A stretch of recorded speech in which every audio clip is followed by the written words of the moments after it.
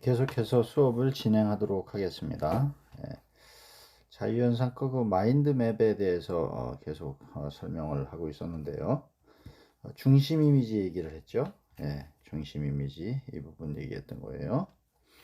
다음에는 주가지와 부가지, 이렇게 이제 주가지, 또 여기 부가지, 이런 걸 이제 부가지라고 하고, 이런 걸 주가지라고 하고, 이렇게 얘기를 하고 있는데, 주가지는 이제 중심 이미지에 연결된 나뭇가지 모양의 그 선을 얘기하죠.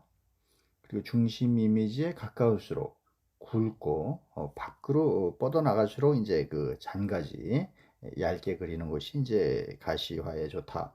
또한 범주별로 같은 색상으로 구분한다면은 더 좋다. 이제 그런 얘기예요. 아까 얘기했듯이 다이어트는 이제 주황색으로 계속 이제 이어져 나가는 거고, 뭐 이제 도움 같은 거는 이제 연두색, 그다음에 운동, 엑서사이즈는 이제 청색, 이런 식으로 같은 색으로, 스트레스는 이제 분홍색, 이런 식으로 같은 색으로 이렇게 연결해 나가는 것이 좋다. 이런 걸 이제 설명을 했습니다. 다음은 이제 키워드인데요. 여기 보시면은 가지가 끊어지는 것을 막기 위해서 키워드는 가능하면 가지 끝이 아닌 가지 위에 쓰는 것이 이제 바람직하다라고 했어요. 가지 위에다가 이렇게, 이렇게 가지 위에. 지금 글씨가 이제 좀 작아서 그런데, 예를 들자면은 슬립, 잠자는 거에는 잠을 푹 자자, 이런 식으로 이제 표시를 했고, 그 다음에 이제 뭐가 있나요? 다이어트 부분에는 과일을 먹자, 플룻, 과일을 먹자, 뭐 이렇게. 그 다음에 비타민, 비타민을 이렇게 이제 표시를 했어요. 비타민 A, B, C, D, F, E, 뭐 이런 식으로 A, C, E, 이렇게 이제 비타민을 또 먹어서 섭취를 하자. 뭐 이렇게 이제 표시를 했고요. 그 다음에 운동 같은 경우에는 웜업, 이제 걷기, 운동을 시작하기, 걷기, 또 쪽에서 바이크, 자전거 타는 거, 그 다음에 뭐 에어로빅 쪽으로 이렇게 가가지고요, 자전거 타는 것도 있고, 그 다음에 또 뭐가 있나요? 이거는 벤치프레스 드는 거죠. 스무스하게 하는 거, 슬로우하게 하는 거, 뭐 이런 식으로 또 이제 그림을 그렸고요. 그 다음에 이제 스트레스를 받는다. 스트레스를 받을 때는 어떻게 하느냐.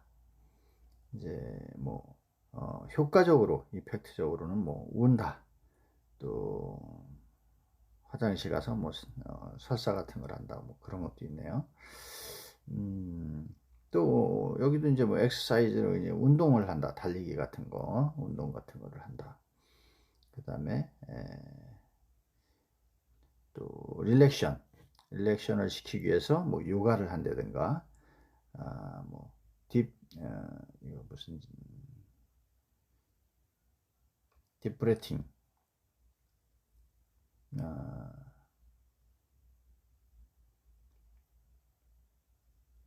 잘 안 보이는데 메디테이션, 참선 같은 걸 한다든가, 이런 방법들을 이제 그 연구를 하면서 이렇게 가지에다가 이렇게 표시를 하는, 이런 걸 이제 마인드 맵의 그 키워드라고 할 수가 있겠습니다. 다음은 이제 이미지죠. 손으로 그리는 마인드 맵의 그 특징이 바로 이미지란 말이에요. 이미지는 이게 시청각, 가시적인 효과가 상당히 좋다는 거예요. 그래서 손으로 그리는 마인드맵의 특징인데, 가능하다면 키워드와 관련된 이미지를 많이 그리는 게 좋다. 지금 여기 그림들이잖아요, 그죠? 이런 그림들, 과일 모양, 포도 모양, 그다음에 헬프, 뭐 전화기, 이런 식으로 이 자전거 타고 뭐 운동을 하고, 이미지를 잘못됐네요.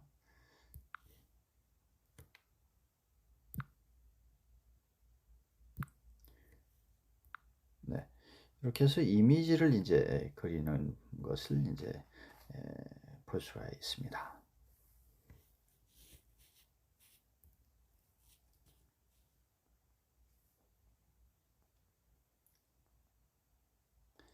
다음은 이제 강제연상법이라는 걸 한번 볼게요. 강제연상법.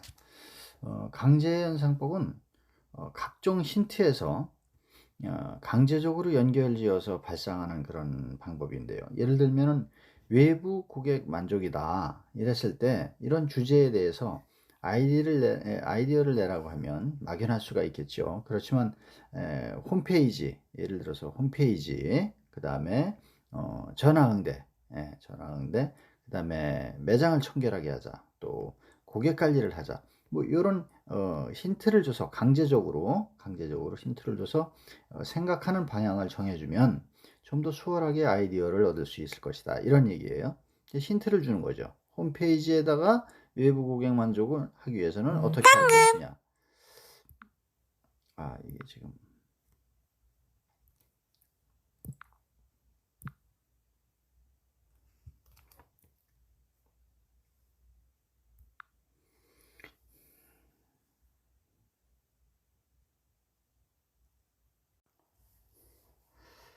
강제연상법은 그래서 이 힌트를 줘서 이 홈페이지에다가 아이디어를 넣다리면은, 예를 들자면은 Q&A 관리에 더욱 신경을 쓴다. 그 다음에 뭐 매장을 청결한다 그러면 청소 담당을 정과 부로 정해서 관리를 하자. 뭐 이런 아이디어를 이제 적게 하는 거죠. 뭐 전화응대 부분에 있어서는 전화응대 매뉴얼을 만든다. 벨은 뭐 3번 이내에 울리기, 3번 이상 울리기 전에 받는다. 뭐 받을 때는 뭐 부서, 이름 이렇게 된다. 그 다음에 뭐 안녕하세요부터 한다든가 이런 매뉴얼을 만들어서 이제 하자. 또 고객 관리 부분에 있어서는 고객 기념일을 뭐 챙긴다든가요. 뭐 이제 관리 카드를 적으면서 생일 같은 걸 이제 적게 해서 핸드폰 번호로 고객 정보 동의를 했을 경우에 기념일을 이렇게 알려준다든가, 뭐 간단하게 이제 뭐 기념품을 보내다 준다든가, 뭐 이런 이제 아이디어를 낼 수가 있겠죠. 그래서 외부 고객을 만족시키는 방법들을 이렇게 강제적으로 힌트를 줘서 한다. 이게 이제 강제 연상법입니다. 그래서 그림을 보시면 충분히 이해가 되시겠죠. 네. 여기에는 강제 연상법에는 또 종류가 몇 가지 있어요. 우리가 그 자유 발상법에서 이제 뭐 브레인 스토밍, 브레인 라이팅 이런 걸 이제 한 것처럼 강제 연상법에는 결점 열거법이라고 있습니다. 결점 열거법은 뭐냐 하면은 대상의 단점을 열거를 해서 하나씩 이제 제거해 가는 거예요. 하나씩 제거해 가면서 개선 방법이 어떤 건지 이런 걸 찾아내는 아이디어를 발상하는 그런 기법입니다. 이 볼펜을 예를 들어 볼게요. 볼펜이라는 것이 있는데 이 볼펜을 예를 들어서 사용하면 잉크가 닳아진다. 그죠? 예. 근데 볼펜을 떨어뜨렸을 때 볼이 상하게, 볼펜 끝에 볼이 있잖아요. 그게 상하게 되면은 사용할 수가 없죠. 거꾸로 기울여서는 또 글씨를 쓸 수가 없어요. 해보셨어요? 이 볼펜을 거꾸로 들고 쓰게 되면은 볼펜이 잉크가 안 나와요. 이런 것들을 열거한 후에 이들의 결점을 없애기 위한 개선점을 제시해 가는 거죠. 그래서 결점 열거법은 해결책을 손쉽게 찾아내는 그런 방법이긴 하지만 현상에만 초점을 둬 가지고 혁신적인 해결책을 생각하기에는 좀 어려울 수 있다는 이런 단점도 있습니다. 그래서 이런 부분들을 좀 유의해야 해요. 왜 거꾸로 기울여서는 이렇게 글씨를 쓸 수가 없을까요? 잉크가 안 나올까요? 바로 중력 때문에 잉크가 아래로 내려가야 글씨가 써지는데, 위로 들고서 누워서 하늘을 보고 글씨를 쓰면 잉크가 나오다가 안 나옵니다. 그런 점이 또 참고를 하시면 될 것 같고요. 이런 부분들을 이제 결점 연거법에서는 해나가는 거고요. 주제를 가지고 얘기를 했을 때 사용하면 잉크가 떨어진다. 개선점을 어떻게 하면은 그러면은 잉크를 닳지 않게 할까? 떨어뜨렸을 때 볼이 상하게 되는데 볼이 어떻게 하면 상하지 않게 할까? 거꾸로 기울여서 글씨를 쓸 수 없는데 어떻게 하면 글씨를 쓸 수 있게 할까?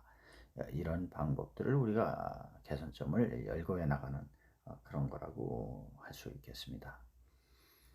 다음에는 이제 희망열거법인데요.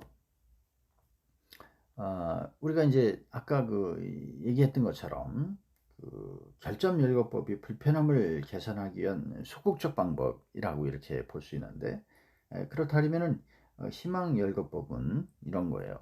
무엇이 되면은 좋겠다. 이런 희망적인 사항을 무엇이면 좋겠다. 이런 희망적인 내용을 가지고 하는 희망사항들을 열거하고 적극적으로 개선책을 찾아 나가는 그런 방법이라고 할 수 있습니다. 희망사항을 열거할 때는 기술적인 것이나 실현 가능성 같은 것들은 고려하지 않아도 돼요. 그러나 결점열거법이 현상에 초점을 둬서 혁신적인 해결책을 생각하기 어려울 수 있다는 그 단점이라고 아까 얘기를 했잖아요. 그렇지만 이 희망열거법은 새로운 관점을 발견하게 되는 경우가 많기 때문에 이러한 단점을 보완할 수가 있다. 이렇게 이해를 하면 되겠습니다.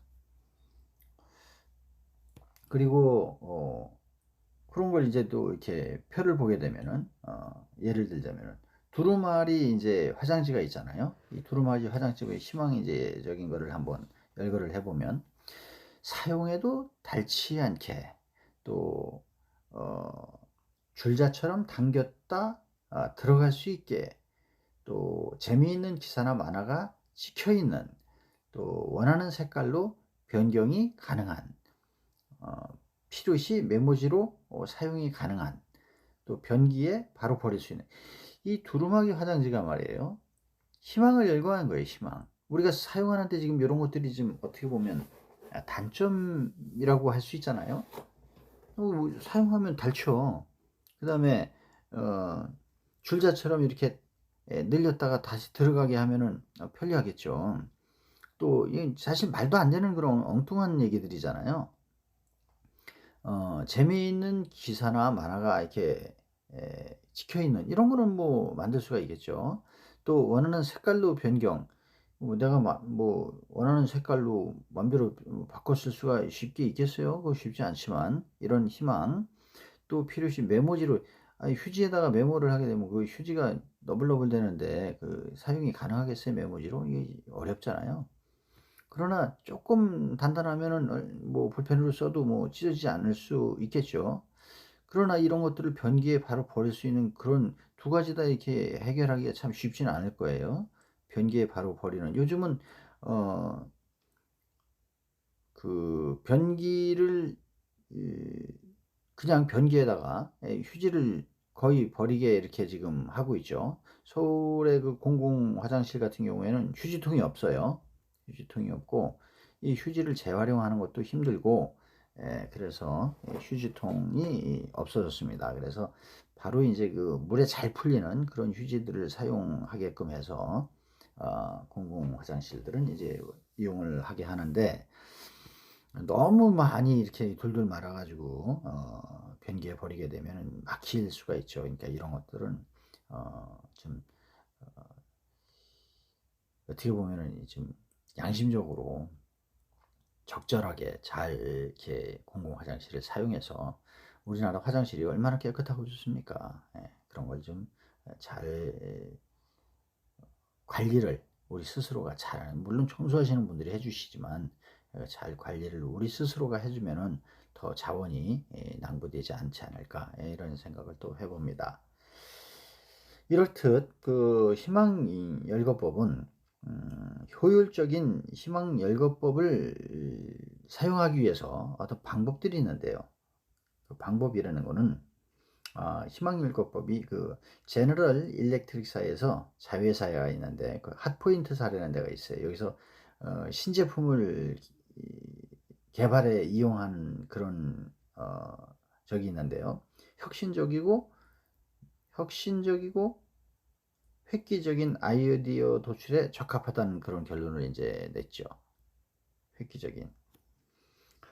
일회당 1시간 정도 네, 1회에 1시간 정도, 길어도 2시간, 2시간 이내로 끝내는 것이 적당하다 그랬어요. 이 회의를. 또 50개 내지 100개 정도 희망사항이 나오면 그날은 이제 종료를 하고, 그리고 다음날 다시 하는 것이 좋다 했어요. 그렇게 하면 전날의 희망사항과 결합되거나 새로운 각도에서의 접근이 가능하므로 혁신적인 그런 발상이 늘어난다. 늘어나더라. 확률이 높아지더라. 이렇게 이제 결론을 내서 신제품 개발에 이용도 했다. 이런 그래서 이게 참 그런 발상 에는 희망일거법이 좋더라. 강제적으로 연상을 시키는 희망일거법, 그거에 대해서 이제 설명을 드렸습니다. 다음은 체크리스트 방법이에요.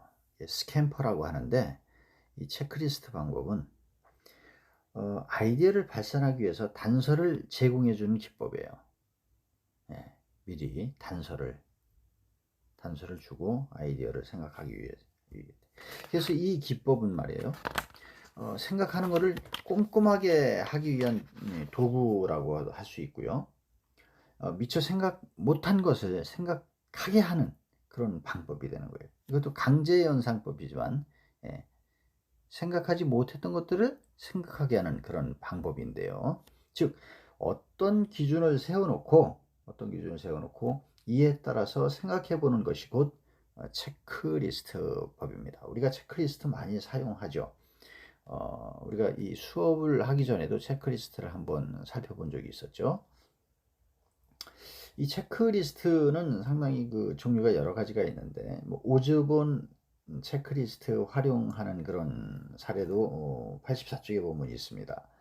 성냥개를 가지고 했는데 전용, 뭐 다른 용도로 사용이 가능하냐, 성냥개를 갖다가 전용했을 때 어떤 용도로 사용이 가능하냐, 이런 얘기죠. 이랬을 때 불붙기용 성냥인데 이거를 기후비계로도 이용할 수가 있다. 그렇죠? 그런 내용이 이제 그 전용이라고 할 수 있겠습니다. 다음엔 응용이에요. 응용. 다른 비슷한 것은 또 무엇이냐? 끝부분을 세움, 원통형 성냥.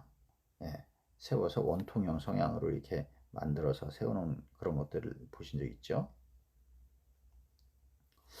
자, 그 다음에 옛날에는 이렇게 통성량이 있었어요. 또 사각형으로 된 각성량도 있었고, 또 이런 식으로 원통형으로 된 것도 있었습니다. 각성량은 이런 식으로 넣어야 되지만, 이 원통형은 이렇게 세워서 위에서 아래로, 이거는 옆에서 이렇게. 그 다음에 이제 변경, 모디파이인데요. 변경 같은 경우에는 의미나 색, 움직임, 뭐 향기, 양식, 형태, 이런 것들을 이제 변화시킨다는 거죠. 그래서 사각형을 원형 혹은 삼각형, 이런 식으로 성냥 변화시킬 수가 있다. 또 확대 같은 거는 확대해 보면 어떠냐? 생일 케이크에 들어있는 큰 성냥 봤죠? 이딴만하잖아요. 크잖아요. 일반 성냥보다. 길고.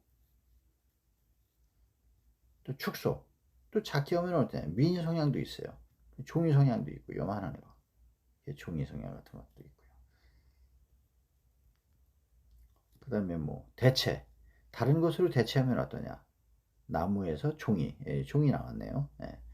그 다음에 재배열, 순서나 공간, 시간, 이런 걸 바꾸면 어떠냐? 축을 넣는 장소.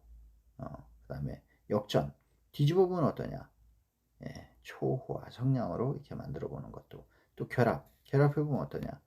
점치는 성냥, 뭐 이런 거 갖고 뭐 점도 치고 뭐 장난도 하고 그랬던, 그럴 수도 있는 거죠. 체크리스트를 잘 살펴보면은 먼저 스캠퍼라고 있는데, 알렉스 오스본의 그 스캠퍼는 체크리스트법에 속하는 것이라고 이제 볼 수가 있고요. 앞살에 그 9가지 오스본 체크리스트를 보완하고 발전시켜서 7가지를 이거는 정리를 했어요. 아까 이제 9가지 설명을 드렸는데, 요거는 이제 7가지로 정리한 좀 줄였죠, 단계를. 그래서 이 기법을 활용하면 새로운 용도를 개발하거나 품질의 개선 또는 실용성을 높이는 아이디어 발산에 많은 도움이 된다고 되어 있어요. 그래서 요거는 품질을 개선하거나 또 새로운 용도를 개발할 때, 품질을 개선할 때 실용성을 높이는 그런 아이디어 발상에 많은 도움이 된다 그랬어요. 그래서 이 기법을 보면 아까 이제 그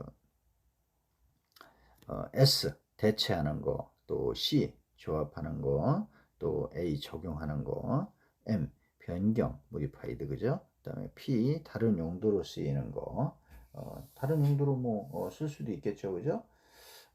그다음에 제거하는 거 이레이저, 그다음에 R 재별, 이렇게 이제 뭐 할 수가 있는 거죠. 이런 그 체크리스트를 가지고 우리가 예시를 보면은 뭐 대체 같은 경우는 은행 창구의 인원을 감소를 한다. 무인 자동화 시스템을 도입한다. 그렇죠? 인원을 감소시키고 무인 자동화를 만드는 거. 이런 게 이제 대체가 되죠. 사람을 무인으로. 그다음에 조합은 뭐 등산칼 같은 거예요. 칼하고 드라이버, 병따개, 송고, 손톱 정리. 이게 한꺼번에 되어 있는 게 있잖아요. 그죠? 그런 기구들. 도구죠. 뭐 이런 것들이 이제 그 체크리스트를 활용해서 변화시킬 수 있는 그런 거라고 볼 수 있겠습니다. 자, 다음은 이제 그 비교 발상법이에요. 저는 이제 다른 거죠. 자유 발상, 그 다음에 강제 연상법, 그 다음에 비교 발상법 이렇게 이제 있는데 이번에 이제 비교 발상법이 마지막으로. 비교 발생법은 이제 주제와 본질적으로 닮은 것을 힌트로 해가지고 새로운 아이디어를 얻는 방법인데요. 이때 본질적으로 닮은 것은 단순히 겉만 닮은 것이 아니고 힌트하고 주제가 본질적으로 닮았다는 것을 의미하는 거예요. 겉만 뭐 속만 다른 게 아니라 힌트랑 주제랑 다 같이 본질적으로 닮았다. 어떤 내용인가 보자고요. 예를 들어서 주제가 이제 외부 고객 만족이다 그랬는데 이 주제에 대해서 생각해 보면 외부 고객 만족은 회사에 뭘 증대시키는 방안을 의미할까요? 이윤이에요, 이윤. 이윤을 증대시키는 그런 방법인 그 방안을 의미하는 건데 결국은 따라서 회사의 이윤을 증대시키기 위한 방안이 무엇인지에 대한 힌트를 먼저 찾는 거예요. 힌트를. 그래서 전년도에 보니까 전년도에 내부 고객 만족도를 해본 게 있어요. 그래서 이거를 갖다가 전년도에 성공한 내부 고객 만족 그 방안이 있을 거 아니에요? 이거를 갖다 벤치마킹 하는 거예요. 그래서 이 벤치마킹을 해서 비교를 해보면은 주제 외부 고객 만족, 작년에는 내부 고객 만족을 해왔어요.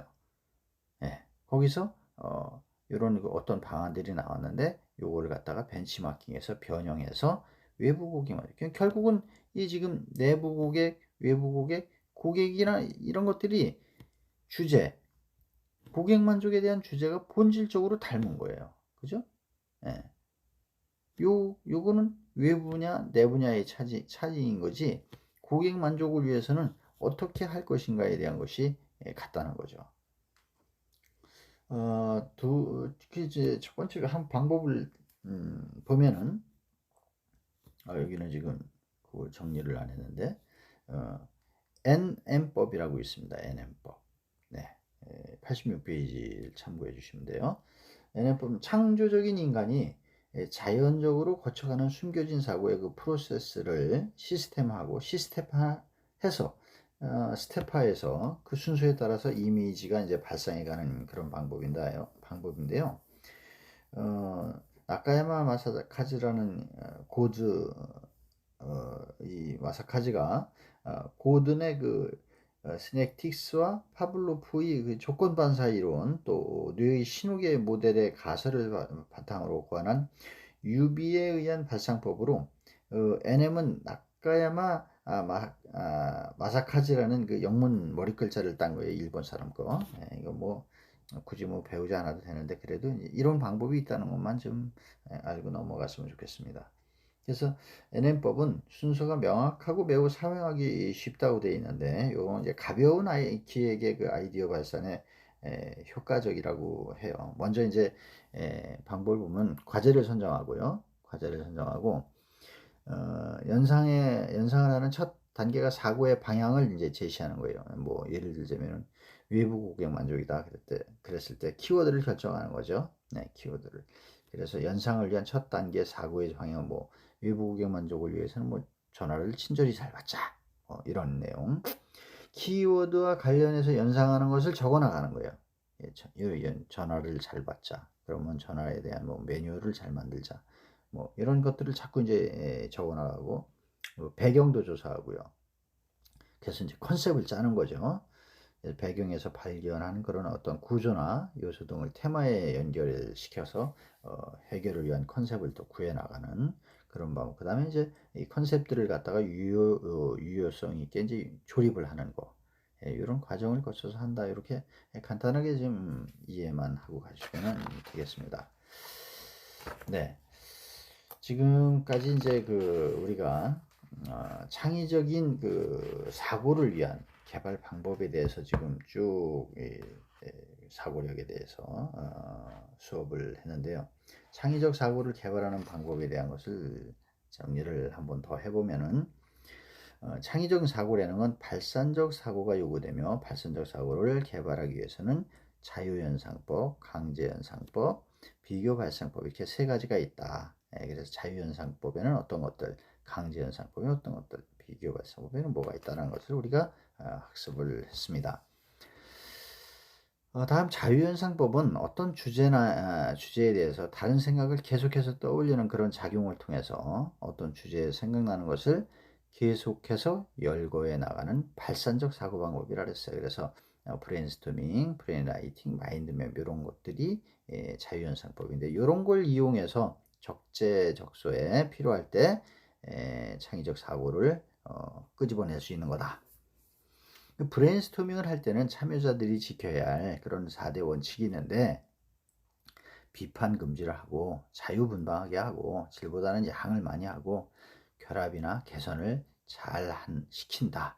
이것이 이제 원칙이 되고요. 다음 이제 브레인 라이팅에 대해서는 이것이 이제 브레인스토밍에서 가진 결함을 보완해주는 그런 발상법이었다. 또 마인드맵은 생각의 지도란 뜻으로 생각을 지도 그리듯이 이미지화해서 사고력이나 창의력, 기억력을 한 단계 높이는 그런 아이디어 발산 기법이다. 이렇게 했고요. 강제연상법은 힌트에서 강제적으로 생각을 해나가는 그런 연결해 나가는 발상법이라고 했죠. 그래서 결점 열거, 희망 열거, 체크리스트법, 스캔법법 이런 것들이 있다고 수업을 했습니다. 그 다음에 마지막으로 비교 발성법을 했는데 요거는 주제와 본질적으로 닮은 것을 힌트로 해가지고 새로운 아이디어를 얻는 그런 방법이다라고 했죠. 그래서 구체적인 방법으로는 NM법이 있다. 이렇게 간단하게 이해만 하시면 되겠습니다. 네, 오늘 수업은 여기까지 하는 걸 하고 마치겠습니다. 긴 시간 동안 수업 참여해 주셔서 감사드리고 수고 많이 하셨습니다. 이제 추석 잘 지내시고 추석 후에 또 온라인 강의 때 뵙겠습니다. 수고하셨습니다.